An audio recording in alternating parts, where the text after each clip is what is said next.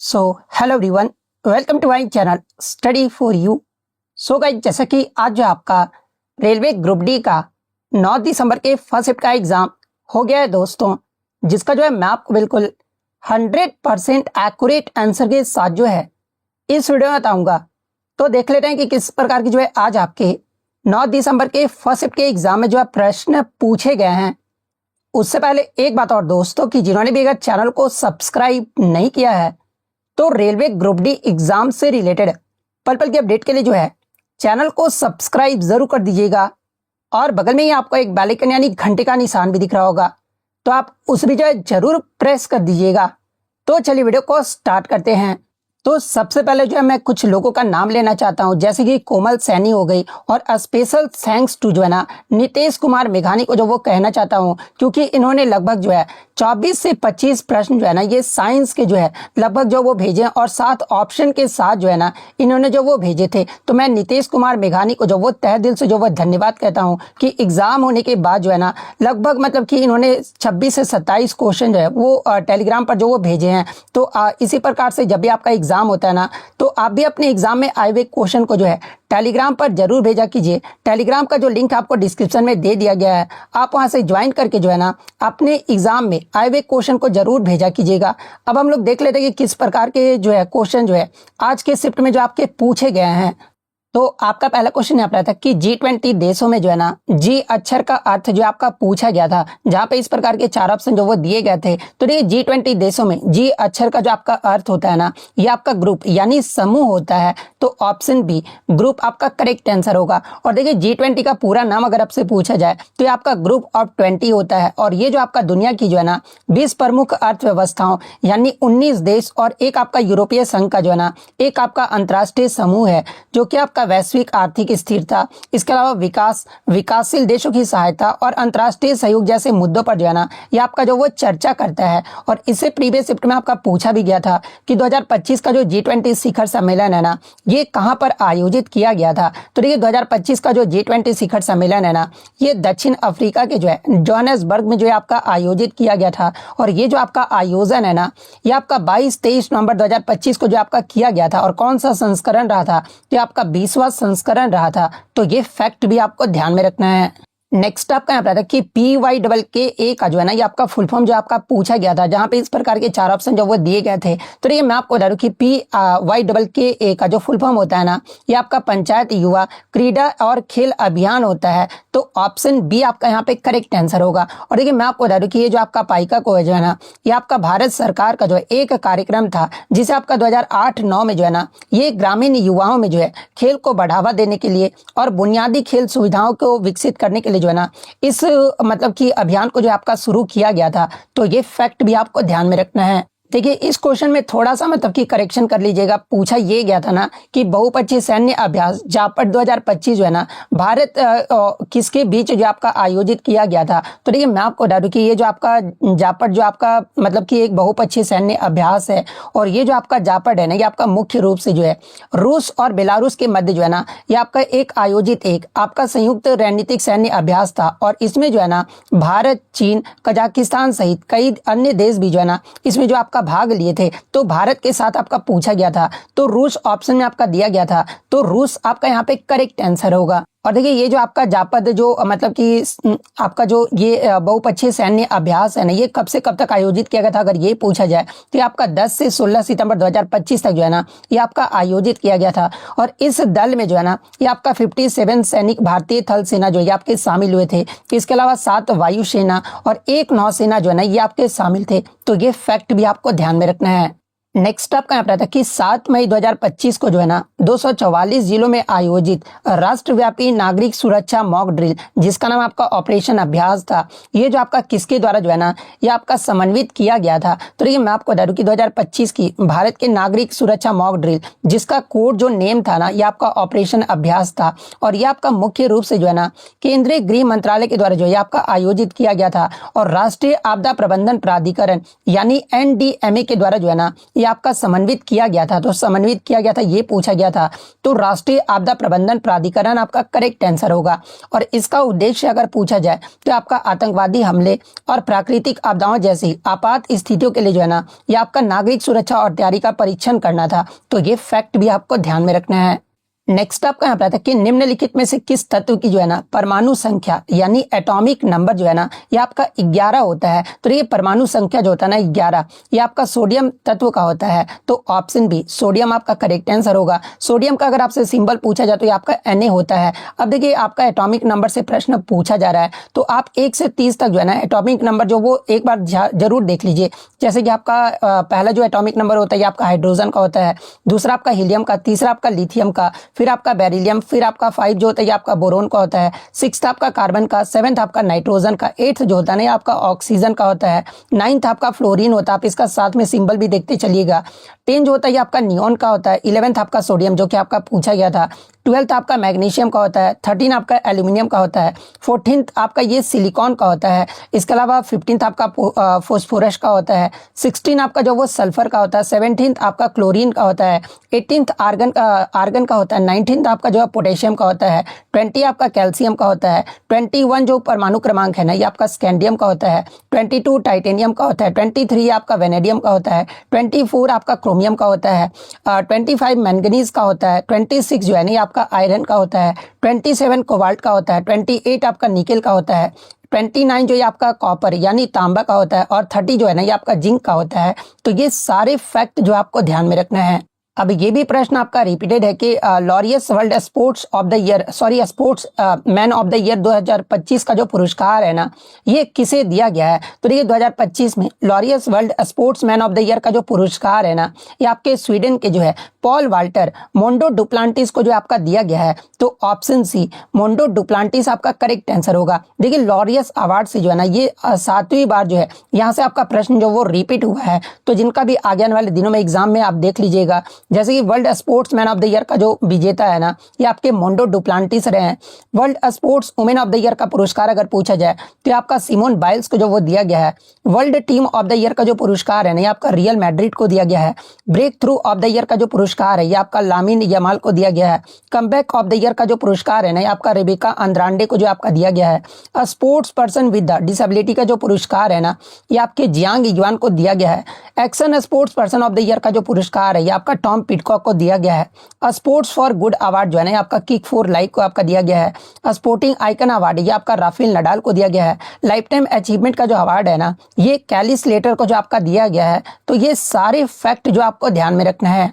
Next आपका यहाँ था कि हाल ही में भारत के केंद्रीय प्रदूषण बोर्ड यानी CPCB द्वारा जो है ना नई जो आपका ब्लू कैटेगरी बनाए जाने के कारण जो आपका चर्चा में रहा है ना ब्लू वाशिंग, ये जो आपका किससे संबंधित है ये आपका पूछा गया था। यानी ब्लू वाशिंग जो आपका किससे संबंधित है ये पूछा गया था। तो देखिए ब्लू श्रेणी के लिए जो आपका ये आपका है ना ये आपका ES गतिविधियों के एक उप समूह के भाग के रूप में जो है ये आपका पेश किया गया है। जैसे कि आपका खाद बनाना हो गया या इसके अलावा यहाँ पे क्वेश्चन थोड़ा सा मिसमैच हो गया है। तो देखिए मैं आपको बता दूं इसका आंसर क्या होगा ना कि जो आपका ब्लू वाशिंग जो है ना ये आपका किससे संबंधित है। तो ये आपका प्रदूषणकारी उद्योगों को जो है ना कम प्रदूषणकारी या फिर स्वच्छ उद्योग के लेवल के अंतर्गत जो है ना ये आपका वर्गीकृत करके उन्हें पर्यावरण के अनुकूल दिखाने की प्रथा से जो है ना ये आपका जो वो आपका संबंधित है। तो ऑप्शन में आपका एक प्रदूषणकारी उद्योग आपका दिया गया था। तो प्रदूषणकारी उद्योग आपका करेक्ट आंसर होगा। नेक्स्ट आपका यहाँ पर आता है कि वेलोसिटी टाइम ग्राफ यानी वेग समय ग्राफ में जो है ना जो आपका एरिया यानी क्षेत्रफल जो होता है ना ये आपका क्या दर्शाता है ये आपसे पूछा गया था, जहाँ पे इस प्रकार के 4 ऑप्शन जो वो दिए गए थे। तो देखिए मैं आपको बता दूं कि वेलोसिटी टाइम ग्राफ में ग्राफ और समय कक्ष के बीच का जो क्षेत्रफल होता है ना ये आपका वस्तु के विस्थापन को दर्शाता है, यानी आपका जो है डिस्प्लेसमेंट को जो वो दर्शाता है। और यदि आपका वेग जो है ना ये आपका पॉजिटिव यानी धनात्मक है तो विस्थापन भी जो आपका धनात्मक होता है। और यदि आपका वेग ऋणात्मक होगा ना यानी निगेटिव होगा तो आपका डिस्प्लेसमेंट भी जो होगा ना ये आपका निगेटिव ही होगा। तो ये आपका मतलब कि वेग समय ग्राफ जो आपका क्षेत्रफल होता है ना उसमें आपका एरिया जो ये आपका क्या दर्शाता है तो आपका विस्थापन को जो आपका दर्शाता है। तो ऑप्शन सी डिस्प्लेसमेंट आपका करेक्ट आंसर होगा। जब आपसे स्पीड टाइम ग्राफ में क्षेत्रफल के बारे में पूछा जाए तो देखिए ये जो आपका स्पीड टाइम ग्राफ में क्षेत्रफल जो है ना ये आपका डिस्टेंस यानी दूरी को आपका दर्शाता है। तो ये फैक्ट भी आपको ध्यान में रखना है। नेक्स्ट आपका यहाँ पर कि how many neutrons are present is an oxygen atom, यानी ऑक्सीजन के परमाणु में जो है ना ये आपका कितने न्यूट्रॉन होते हैं। तो देखिए मैं आपको पहले भी बताते आ रहा हूँ कि न्यूट्रॉन आपको कैसे निकाला जाता है। तो आपका जो द्रव्यमान संख्या होता है ना और इसमें आपका परमाणु संख्या को जो ये आपका माइनस जो वो कर दिया जाता है। तो देखिए आपका जो द्रव्यमान संख्या होता है ऑक्सीजन का ये कितना होता है, तो आपका 16 होता है। और 16 और एटॉमिक नंबर कितना होता है, अभी मैंने आपको बताया कि ऑक्सीजन का जो एटॉमिक नंबर ये आपका 8 होता है। तो 16 माइनस 8 करोगे तो कितना आएगा, तो हमारा 8 जो आपका निकल कर आएगा। यानी ऑक्सीजन के परमाणु में आपके 8 न्यूट्रॉन होते हैं। तो ऑप्शन बी 8 न्यूट्रॉन आपका करेक्ट आंसर होगा। नेक्स्ट आपका यहाँ पर कि सोडियम हाइड्रोक्साइड और जो आपका हाइड्रोक्लोरिक अम्ल यानी HCl की अभिक्रिया से जो है ना ये आपका सोडियम क्लोराइड और जल जो ये आपका बनता है। और ये जो आपका कौन सी अभिक्रिया है ना ये आपसे पूछा गया था। तो देखिए मैं आपको बता दूं कि ये जो आपका एक अम्ल क्षार उदासीकरण अभिक्रिया है जिसमें आपका जो HCl है ये आपका अम्ल है और NaOH जो है ना ये आपका एक बेस यानी क्षार है। और आपस में अभिक्रिया करके जो आपका लवण यानी NaCl और वाटर जो आपका बनाते हैं। और इस रासायनिक समीकरण को भी जो आप देख सकते हैं यानी केमिकल इक्वेशन को भी आप देख सकते हैं कि जो आपका प्रोडक्ट बन रहा है आपका NaCl और H2O बन रहा है। यानी आपका जो है क्या बन रहा है, तो आपका एक तो लवण बन रहा है और एक आपका जो वो जल बन रहा है। और ऐसी अभिक्रिया को जो है ना ये आपका न्यूट्रलाइजेशन रिएक्शन जो आपका कहा जाता है, क्योंकि अम्ल और क्षार जो है ना एक दूसरे के गुणों को जो है ये आपका न्यूट्रलाइज यानी निष्क्रिय जो आपका कर देते हैं। हालांकि बच्चे ने बताया कि ऑप्शन इस प्रकार से नहीं दिया गया था, मतलब कि उन्होंने बताया ना, मैं इनका नाम भी आपको बता देता हूँ। हाँ, नीतीश कुमार मेघानी ने बताया था कि इसमें सर साबुनीकरण या फिर सेपोनिफिकेशन जो आपका दिया गया था, इस प्रकार से ऑप्शन जो आपके दिए गए थे। तो देखिए मैं आपको बता दूं कि जब ये आपका अभिक्रिया जो है वसा या तेल के साथ होता है ना तो इसे आपका जो है सेपोनिफिकेशन यानी साबुनीकरण जो है आपका कहा जाता है, जिससे आपका साबुन और जो आपका ग्लिसरॉल जो है ना ये आपका बनता है। तो अगर आपसे वसा या तेल के बारे में अगर पूछा गया होगा ना तब आपका सेपोनिफिकेशन जो है आपका करेक्ट आंसर होगा। नेक्स्ट आपका यहाँ पर आया था कि यदि वायु में ध्वनि की जो चाल है ना ये 346 मीटर पर सेकंड है तो जल में ध्वनि की जो चाल में है ना ये क्या परिवर्तन होगा। जहाँ पे इस प्रकार के हुबहू आपके 4 ऑप्शन जो वो दिए गए थे। तो ये मैं आपको बता दूं कि ध्वनि की चाल जो है ना ये माध्यम के गुणों पर आपका निर्भर करता है। और जल में कण वायु की तुलना में जो है ना ये आपके अधिक सघन और पास पास होते हैं, जिससे आपका ध्वनि तरंगे जो होती है ना ये आपका तेजी से जो वो संचारित होती है। और वायु में ध्वनि की जो चाल है ना ये आपका दिया गया 346 मीटर पर सेकेंड। और जल में ध्वनि की जो चाल होता है ना ये आपका लगभग 1500 मीटर पर सेकेंड होता है। हालांकि आपका 1480 ही शायद कुछ होता है, लेकिन लगभग यहाँ पर मैं लगा दिया हूँ 1500 मीटर पर सेकेंड जो है ये आपका लगभग जो है आपका दर्शाता है कि जल में आपका ध्वनि की जो चाल है ना ये वायु की तुलना में जो है ये आपका 4.28 गुना जो है आपका अधिक होता है। इसलिए आपका जब मतलब ध्वनि की चाल में जल में जाती है ना, यानी आपका जब ध्वनि वायु से जल में जाता है ना तो उसकी जो चाल होता है ये आपका काफी जो है आपका बढ़ जाता है। तो यही क्वेश्चन में आपका पूछा गया था कि ध्वनि की चाल जो है ना जब आपका जल में ध्वनि की चाल में आपका क्या परिवर्तन होता है, तो ये आपका काफी अधिक जो है ना ये आपका बढ़ जाता है। तो ऑप्शन सी आपका करेक्ट आंसर होगा। नेक्स्ट आपका यहाँ पर कि निम्नलिखित में से किसमें आंतरिक अणु आकर्षण बल यानी इंटरमॉलिक्यूलर जो फोर्स है ना ये सबसे अधिक होता है। जहाँ पे हूबहू जो है ना ये आपके 4 ऑप्शन जो वो दिए गए थे। तो जैसा कि आपको पता है कि इंटरमॉलिक्यूलर जो फोर्स होता है ना ये आपका सॉलिड यानी ठोस में आपका सबसे ज्यादा होता है। और लोहे की छड़ जो है आपका मतलब कि लोहे की जो छड़ है ना ये आपका ठोस अवस्था में होती है और इसमें आपका कण जो है ना बहुत आसपास होते हैं और उनके बीच जो आकर्षण बल यानी इंटरमॉलिक्यूलर जो फोर्स है ना ये आपका सबसे अधिक होता है। तो लोहे की छड़ ऑप्शन आपका दिया गया था। तो ऑप्शन ए आयरन रॉड आपका करेक्ट आंसर होगा। और सबसे कम अगर पूछा जाए कि इंटरमॉलिक्यूलर जो फोर्स ये किस में होता है, तो आपका गैस में होता है। तो ये फैक्ट भी आपको ध्यान में रखना है। नेक्स्ट आपका यहाँ पर कि मेंडल ने अनुवांशिकता के अपने प्रयोग में जो है ना मटर के पौधे का उपयोग किया, जहाँ पे स्मॉल टी जो है ना ये आपका अवस्था में आपका रिसेसिव यानी अप्रभावी लक्षण जो है आपका क्यों दिखाई देता है। यानी स्मॉल टी की जो अवस्था है ना ये आपका मतलब कि अप्रभावी जो ये आपका क्यों दिखाई दे रहा था, इसका कारण जो आपका पूछा गया था। जहाँ पे इस प्रकार के आपके 4 ऑप्शन जो है वो आपके दिए गए थे। तो देखिए मैं आपको बता दूं कि मेंडलीव ने आनुवांशिकता के जो है ना अपने प्रयोगों में मटर के पौधे को उपयोग किया था, जहाँ पर जो आपका स्मॉल टी जो है ना ये आपका अप्रभावी यानी रिसेसिव लक्षण जो है ना इसलिए आपके दिखाई दे रहे थे, क्योंकि इन पौधे में जो है ना ये आपका डोमिनेंट यानी प्रभावी लक्षण को दबाने के लिए जो है कोई भी प्रभावी एलील आपका जो वो मौजूद नहीं था। इसके अलावा अगर कैपिटल टी के बारे में पूछा जाए तो प्रभावी लक्षण जो आपका दिखाई देता था। इसके अलावा कैपिटल टी और स्मॉल टी जो है ना ये आपका प्रभावी लक्षण दिखाई देता है, लेकिन अप्रभावी जो ये आपका दब जाता है। लेकिन आपसे यहाँ पर दोनों ही स्मॉल टी के बारे में पूछा गया था, तो ये आपका क्या है, तो इसमें आपका जो ऑप्शन जो होगा ना कि आपका क्योंकि अप्रभावी लक्षण को दबाने के लिए जो है ना कोई प्रभावी एलील जो है आपका उपस्थित नहीं होता है, तो ऑप्शन सी जिन्होंने भी लगाया होगा उनका यहाँ पे करेक्ट आंसर होगा। नेक्स्ट आपका करंट अफेयर्स आया था कि इसरो ने 2 नवंबर 2025 को जो है ना अपने सबसे भारी संचार उपग्रह जिसका नाम आप क्या कहते हो आपका CMS-03 है, इसको जो है ना कहाँ से जो आपका लॉन्च किया है। आप देख सकते हैं कि 2 नवंबर से भी आपका करंट अफेयर जो वो मतलब कि नवंबर से भी आपका करंट अफेयर जो वो पूछा जा रहा है। तो देखिए मैं आपको बता दूं कि CMS-03 जिसे आपका GSAT-7R सैटेलाइट भी कहा जाता है, और ये जो आपका इसरो ने जो है ना श्रीहरिकोटा के सतीश धवन अंतरिक्ष केंद्र से जो है ना ये आपका किस रॉकेट से आपका लॉन्च किया गया है इसको, तो ये आपका LBM-3 M5 रॉकेट के द्वारा जो है ना ये आपका लॉन्च किया गया है, जो कि भारत का सबसे भारी संचार उपग्रह है। और खास तौर पर जो है ना ये भारतीय नौसेना की संचार क्षमता बढ़ाने के लिए जो है इस उपग्रह को जो आपका डिजाइन किया गया है। और इस उपग्रह की अगर विशेषता की अगर मैं बात कर लूँ तो देखिए ये जो आपका भारत से जो है ना जियो सिंक्रोनमस ट्रांसफर ऑर्बिट यानी GTO में जो आपका लॉन्च होने वाला जो है ना अब तक का सबसे भारी संचार उपग्रह है। और इसका जो लगभग है ना ये कितना है, तो आपका 4410 किलोग्राम है। तो ये पॉइंट भी आप ध्यान में रखिएगा। तो ये आपका कहाँ से लॉन्च किया गया था, तो आपका श्रीहरिकोटा के सतीश धवन अंतरिक्ष केंद्र से जो है ना ये आपका लॉन्च किया गया था। तो ऑप्शन ए आपका करेक्ट आंसर होगा। नेक्स्ट आपका यहाँ था कि मेंडल ने मटर के पौधे पर किए गए अपने आनुवंशिक प्रयोग में जो है ना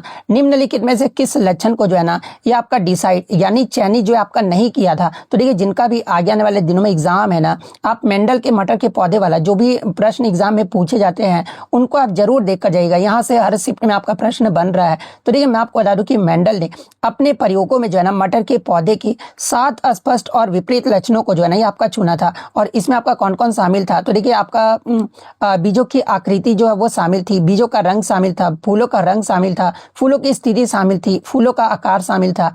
इसके अलावा मतलब कि फली का रंग शामिल था और पौधे की ऊंचाई शामिल था। लेकिन एक ऑप्शन आपका दिया गया था लीफ शेप यानी पत्तियों के आकार को जो है ना मेंडल ने अपने प्रयोगों में जो आपका शामिल नहीं किया था, क्योंकि ये जो आपका लक्षण जो है ना स्पष्ट रूप से जो है ये विपरीत रूपों में आसानी से जो आपका विभाजित नहीं होता था। तो इसमें आपका पूछा गया था किसको शामिल नहीं किया था, तो आपका लीफ शेप यानी पत्तियों के आकार को जो है ना ये आपका शामिल यानी चयन जो आपका नहीं किया गया था।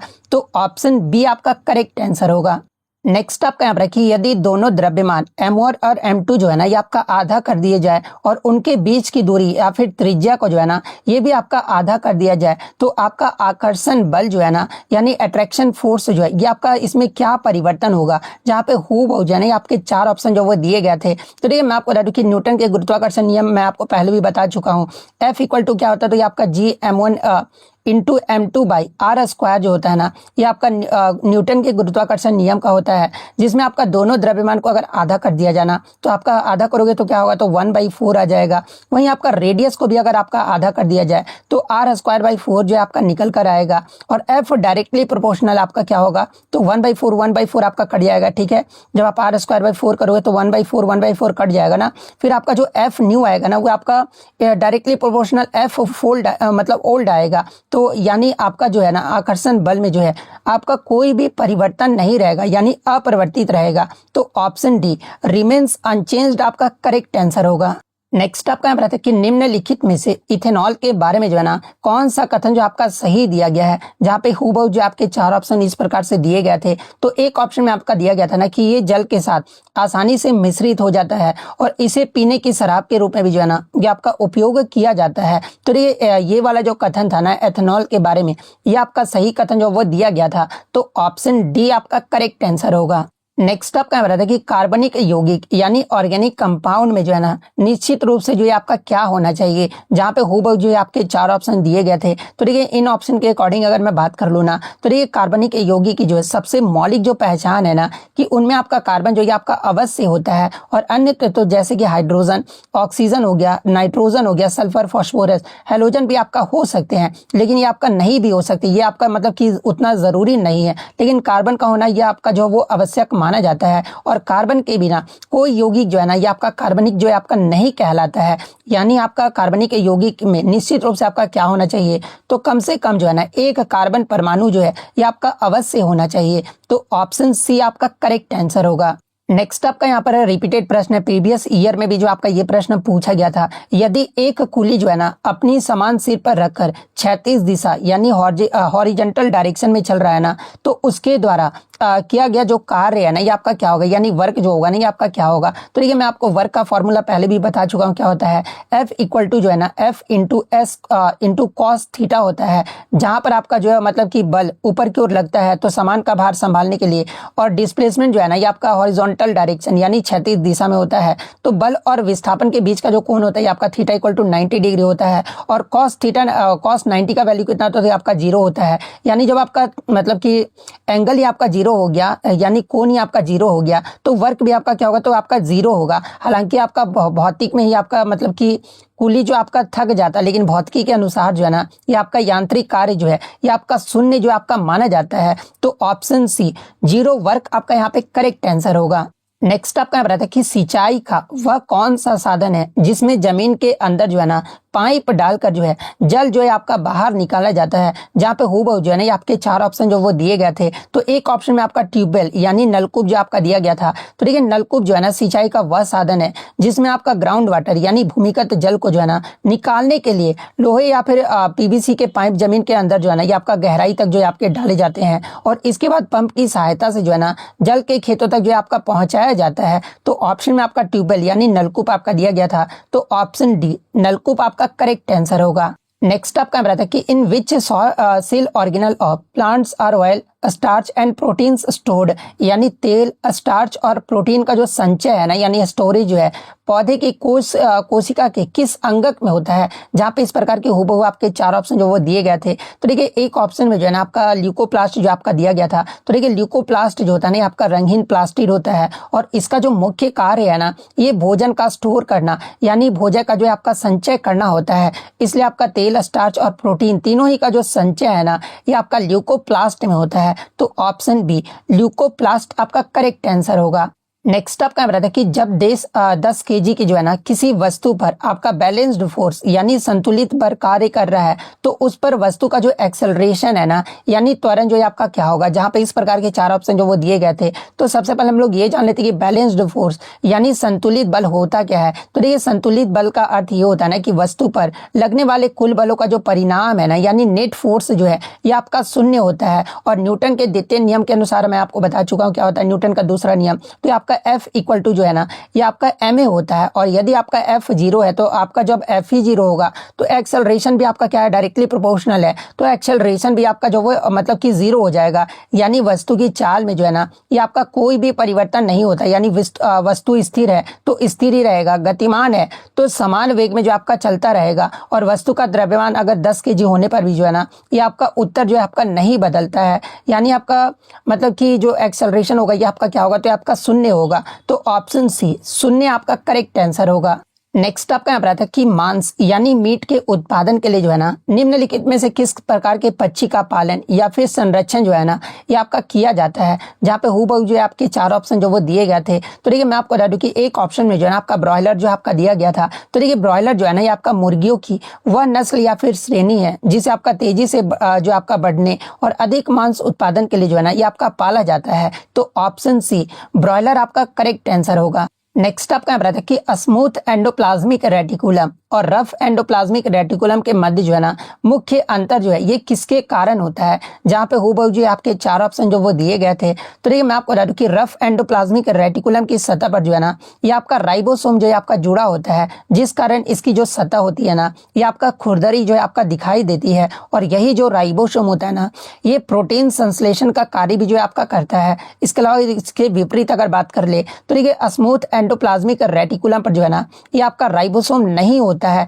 इसलिए आपका चिकना दिखाई देता है। और ये जो आपका लिपिड संश्लेषण और आपका डिटॉक्सिफिकेशन यानी विषहरण आदि कार्य भी जो है ना ये आपका करता है। यानी आपका मतलब इसमें जो बीच का जो मुख्य अंतर है ना ये आपका राइबोसोम की उपस्थिति या फिर अनुपस्थिति के कारण होता है। तो राइबोसोम ऑप्शन में आपका दिया गया था। तो ऑप्शन सी राइबोसोम आपका करेक्ट आंसर होगा।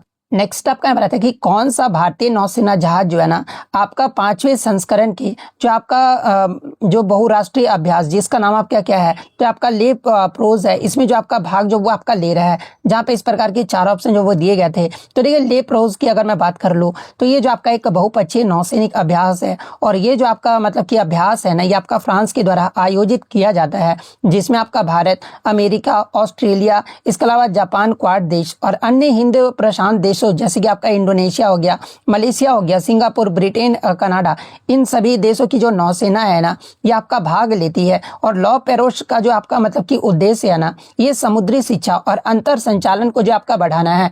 और 2025 में आपका ये 5वां संस्करण रहा था, जो कि आपका 16 से 24 जनवरी तक जो है ना ये आपका हिंद प्रशांत क्षेत्र के जो है मलक्का और सुंडा और लोम्बेक जलडमरू मध्य में जो है ना ये आपका आयोजित किया गया था। और इस ला पेरोश जो बहुपक्षीय नौसैनिक अभ्यास है ना इसमें भारतीय नौसेना के जो है ना आईएनएस मुंबई ने जो आपका हिस्सा लिया था। तो आईएनएस मुंबई आपका दिया गया था, तो ऑप्शन सी आईएनएस मुंबई आपका करेक्ट आंसर होगा। नेक्स्ट आपका यहाँ पर आता है कि स्ट्रिएटेड मसल यानी रेखित पेशी के बारे में जो है ना निम्नलिखित में से कौन सा कथन जो है आपका सही दिया गया है। जहाँ पे एक कथन आपका दिया गया था बेलनाकार नहीं होता, यहाँ पे नहीं होता है, ये आपका दिया गया था। इसके अलावा इस प्रकार के आपके 4 ऑप्शन जो वो दिए गए थे। तो देखिए मैं आपको बता दूं कि रेखित पेशियां जो है ना ये आपका वे पेशियां होती है जिन पर मानव का जो है ना ये आपका स्वैच्छिक नियंत्रण जो है आपका होता है। और इनका जो उपयोग है ना ये आपका चलने फिरने, उठाने, लिखने जैसी इच्छानुसार होने वाली क्रियाओं में जो है ना इस मतलब कि इनका उपयोग जो आपका किया जाता है। यानी रेखित पेशी के बारे में आपका जो कथन सही दिया गया था ना कि ऐच्छिक क्रियाओं को जो आपका नियंत्रित करती है, ये आपका सही कथन दिया गया था। तो ऑप्शन डी आपका करेक्ट आंसर होगा। नेक्स्ट आपका यहाँ पर है कि जब कन्वेक्स लेंस यानी उत्तल लेंस के सामने रखी हुई वस्तु पर आने वाली किरण जो है ना ये आपका मुख्य अक्ष के समानांतर यानी पैरेलल होता है ना, तो प्रतिबिंब के बारे में आपका कौन सा कथन जो है ना यानी क्या जो ये आपका सही होता है। जहाँ पे इस प्रकार के 4 ऑप्शन जो वो दिए गए थे। तो देखिए मैं आपको बता दूं कि उत्तल लेंस की विशेषता आपका ये होता है ना कि जब उस पर मुख्य अक्ष के समानांतर प्रकाश किरणें पड़ती है ना तो वे जो आपका लेंस से गुजरने के बाद जो है ना ये आपका फोकस पर जाकर जो है एक बिंदु पर जो आपका मिल जाता है। और इसी कारण उत्तर लेंस को जो है ना मतलब कि उत्तर लेंस को जो है ये आपका कन्वर्जिंग लेंस यानी अभिसारी लेंस जो आपका कहा जाता है। यानी इसका जो आपका प्रतिबिंब के बारे में आपका क्या सही बताता है, तो किरण आपका फोकस ऐप पर जो है ना एक बिंदु पर अभिसरित हो जाती है, इसलिए आपका इसे अभिसारी लेंस जो आपका कहा जाता है। तो ऑप्शन सी आपका यहाँ पे करेक्ट आंसर होगा। नेक्स्ट आपका यहाँ रहता है कि जब उत्तल लेंस को यानी कन्वेक्स लेंस के सामने जो है ना कोई वस्तु को फोकस यानी ऐप पर रखी जाती है तो अपवर्तन के बाद जो किरणें है ना ये कैसी निकलती है, ये आपसे पूछा गया था। जहाँ पे इस प्रकार के 4 ऑप्शन जो वो दिए गए थे। तो देखिए मैं आपको बता दूं कि यदि वस्तु फोकस आपका एफ पर रखा जाता है ना आपका कन्वेक्स लेंस में, तो अपवर्तन के बाद प्रकाश किरणें जो है ना ये आपका मुख्य अक्ष के समानांतर जो आपका निकलती है। और इस स्थिति में जो प्रतिबिंब बनता है ना ये आपका इन्फिनिटी यानी अनंत पर जो आपका बनता है। यानी आपका जो अपवर्तन के बाद किरणें जो है आपका कैसे निकलेगी, तो आपका मुख्य अक्ष के समानांतर निकलेगी यानी आपका पैरेलल निकलेगी। तो ऑप्शन डी आपका यहाँ पे करेक्ट आंसर होगा। नेक्स्ट आपका यहाँ है कि यदि समान लंबाई के 2 तारों में जो है ना समान विद्युत धारा यानी सेम करंट प्रवाहित किया जाए और दोनों के प्रतिरोध जो है ना आपका अलग अलग सेट हो, तो अधिक प्रतिरोध वाले तार में जो है ना ये आपका क्या होगा, ये आपसे पूछा गया था। जहाँ पे इस प्रकार के 4 ऑप्शन जो वो दिए गए थे। तो देखिए मैं आपको बता दूं कि जूल के ऊष्मा का नियम आपने पढ़ा ही होगा। H = क्या होता है, तो आपका I² RT जो है ना ये आपका जूल्स लॉ ऑफ हीटिंग आपका ये होता है, जहाँ पे I आपका करंट होता है, R आपका जो है मतलब कि प्रतिरोध होता है और ये आपका R जो है आपका अलग अलग है, T आपका जो वो समय यानी सेम जो है आपका माना गया है। तो H जो होता है ये आपका डायरेक्टली प्रोपोर्शनल टू R होता है, इसलिए जिस तार का प्रतिरोध अधिक होगा ना उसमें आपका उतना ऊष्मा भी जो है ना ये आपका अधिक होगा। अगर आपका मतलब कि प्रतिरोध कम होगा तो जो उत्पन्न ऊष्मा भी है ना ये आपका कम होगा। तो यहाँ पर आपका जो पूछा गया था कि अधिक प्रतिरोध वाले तार में आपका क्या होगा, तो अधिक ऊष्मा जो है आपका उत्पन्न होगा।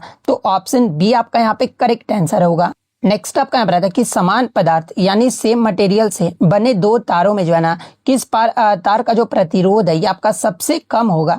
जहाँ पे इस प्रकार के 4 ऑप्शन जो वो दिए गए थे। तो ये मैं आपको बता दूं कि रेजिस्टेंस का आपका फॉर्मूला क्या होता है, R = ρl/a होता है। जहाँ पर आपका रो हो गया रेजिस्टिविटी, L आपका लेंथ हो गया, A आपका क्रॉस सेक्शन हो गया। जब आपका सेम मटेरियल से बने 2 तारों में जो है ना तार का प्रतिरोध आपका सबसे कम होगा, तो ये आपका क्या होगा, तो ये आपका छोटा और मोटा तार होगा। तो ऑप्शन ए जिन्होंने भी लगाया है उनका यहाँ पे करेक्ट आंसर होगा।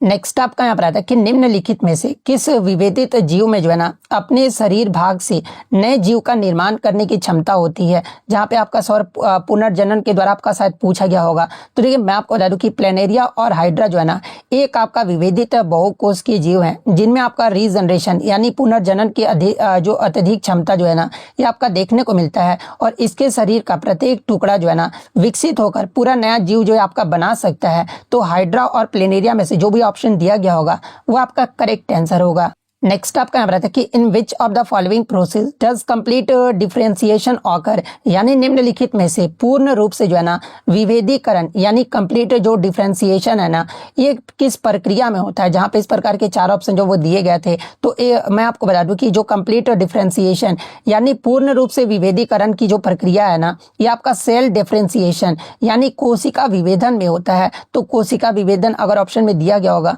तो कोशिका विभेदन आपका करेक्ट आंसर होगा। तो देखिए इतने क्वेश्चन जो है आज मुझे बच्चों के द्वारा मिले। जब भी आपका एग्जाम होता है ना तो इसी प्रकार से अपने क्वेश्चन जो है टेलीग्राम पर जरूर भेजा कीजिए। और मैं आपको प्रॉमिस करता हूं कि एग्जाम के एक दिन बाद जो है ना जैसे आपका 9 तारीख को एग्जाम है तो फिर मैं आपको 10 को रात में जो है ना सारा पीडीएफ जो वो अपलोड कर देता हूँ। तो आप लोग टेलीग्राम पर ये मैसेज मत कीजिएगा कि सर पीडीएफ दे दीजिए, तो मैं आपको खुद ही दे दूंगा। क्योंकि काम के टाइम में थोड़ा सा मैसेज नहीं देख पाता हूँ। अभी थोड़ा सा अंडरस्टैंड करो कि सुबह से लेकर मतलब कि रात तक लगे रहना पड़ता है। कल ही देखा होगा आपने मैंने 12:30 में वीडियो अपलोड किया है। तो एक पर मतलब कि जिस भी दिन एग्जाम होता है ना तो फिर मुझे चैन से खाने का भी टाइम नहीं मिल पाता है। तो थोड़ा सा आप समझिए, दूसरे के मतलब कि दूसरे की थिंकिंग से भी सोचिए, अपने लिए खुद मत सोचिए, ठीक है। तो आपका एग्जाम होता है तो तुरंत आप टेलीग्राम पे क्वेश्चन जरूर भेजा कीजिए। अगर वीडियो पसंद आई हो तो वीडियो को लाइक जरूर कर दीजिएगा। और इसी तरह रियल एनालिसिस पाने के लिए जो है ना चैनल को सब्सक्राइब जरूर कर दीजिएगा। तो मिलते हैं नेक्स्ट वीडियो, तब तक thank you, all the best.